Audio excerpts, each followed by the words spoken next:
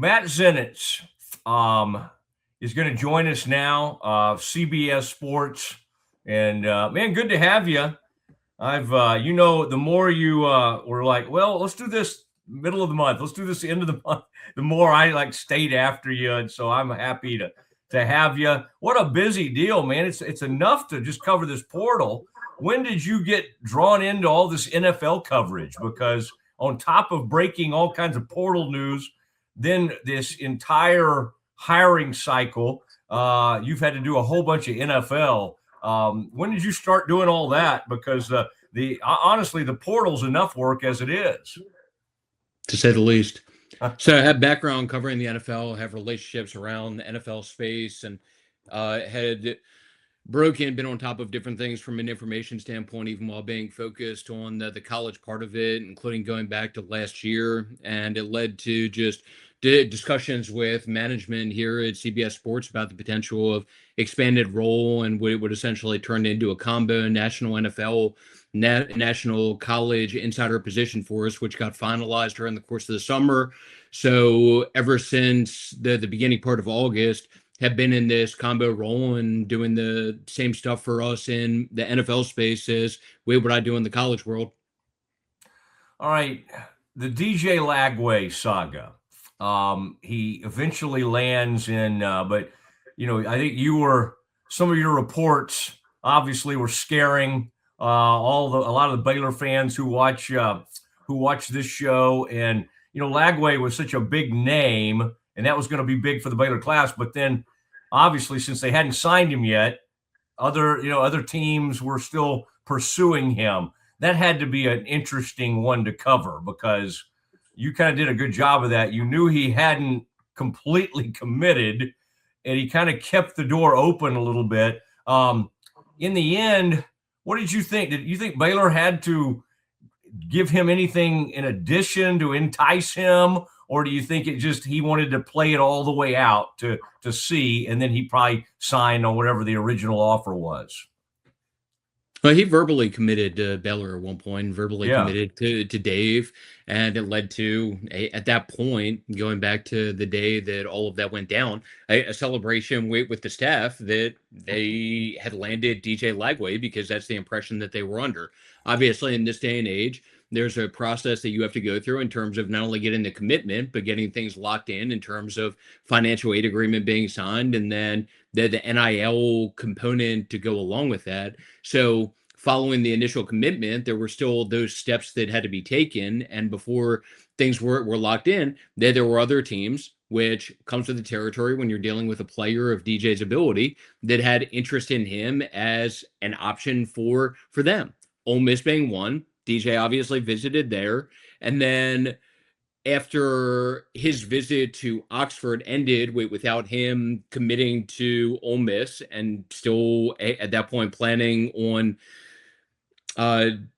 ending up at Baylor, Duke came in. Duke lost Darian Mensah. Mm-hmm. Duke had interest in DJ also, verbalized that to DJ's camp. But at that point, even though things hadn't been finalized, and even though nothing had been signed yet, DJ was committed at that stage to moving forward with Baylor. And then ultimately, shortly after that, got things locked in, and we're now at a point where Baylor, Dave, and that crew can move forward with DJ Lagway as starting quarterback for the Baylor Bears.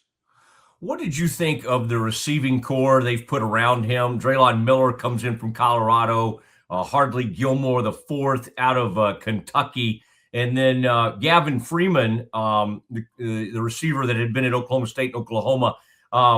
They do some different things, and I think we just had the offensive coordinator on, Jake Spavital, yesterday, and he's really working out in his mind, hey, Miller might be able to do more even than how they were using him at Colorado. What do you think about that part of Baylor's receiving core that they brought in the portal?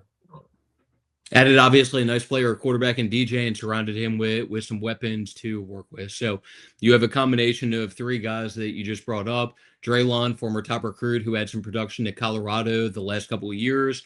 Yeah, you had Gavin Freeman, who was a hot commodity and of interest to some top schools when he hit the portal, was committed to Tennessee at one point before Baylor was ultimately able to flip him, which was a nice win for them. And then Harley Gilmore, somebody with definite ability also. And that there were some schools that thought they were in good position with him before Baylor was able to seal the deal and get him to Waco. All right, and you're tracking this Trinidad Chambliss hearing, and we've seen Joe Judge. That's kind of an interesting aspect of this. Joe Judge kind of telling everybody, what he had advised him to do as far as child rearing. I thought that was an interesting aspect of that hearing, talking about what he tells his players about, hey, keep them in a separate room. We don't need our players being up helping with nighttime feedings. The hearing got a little interesting at that point. Are you getting a sense, like, what's your gut telling you on how this one ends? Because it's like the NCAA on one hand got a rare victory, and that happened in college basketball with Waco recently. What do you think, and how you're hearing this play out? How do you think this thing ends up?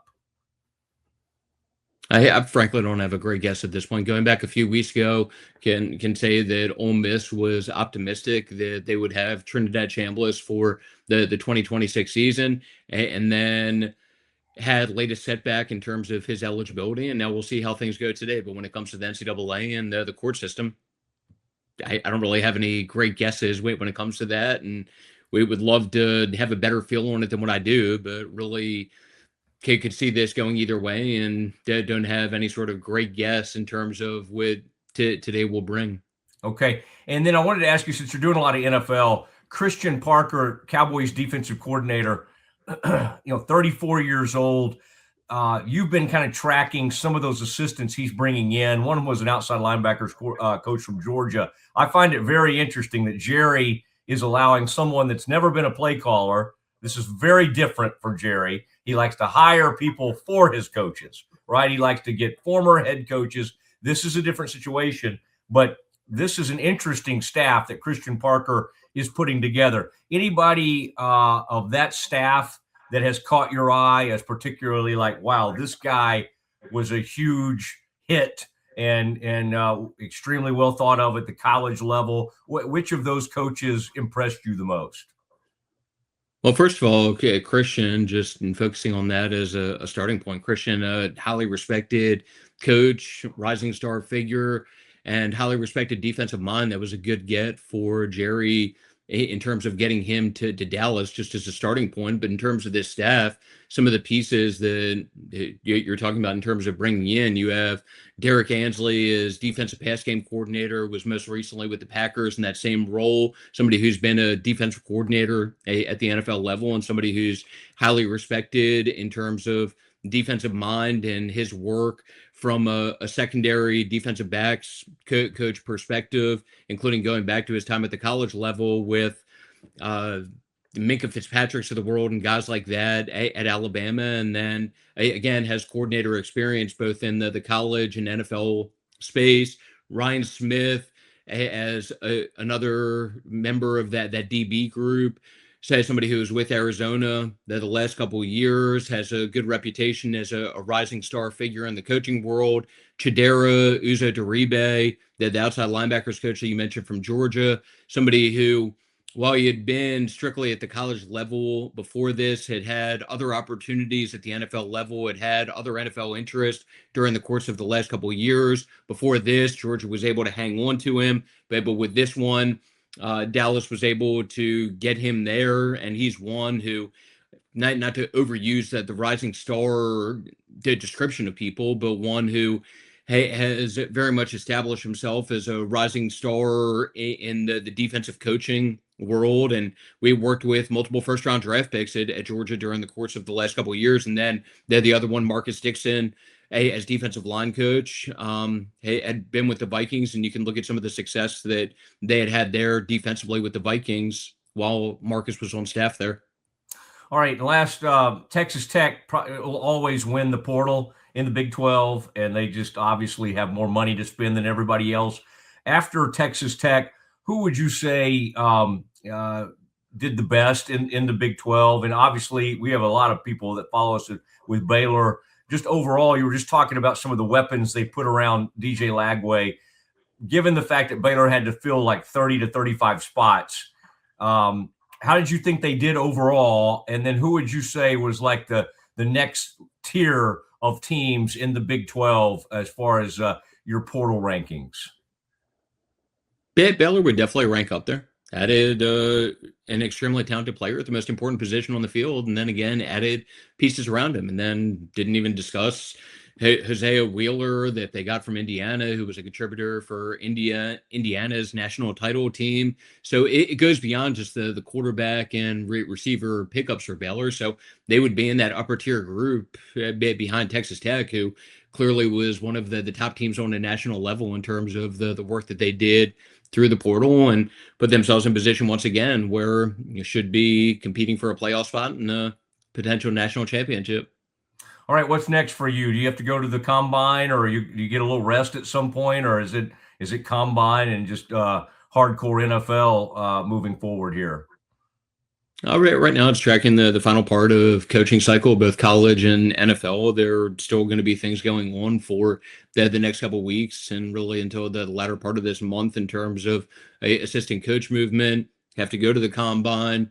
I think March will be a little bit lighter, even though spring practice will be starting up around the country. And then just looking forward to getting to May, and that'll be beginning of lighter stretch for me at that stage. But obviously still a couple months to go before getting there.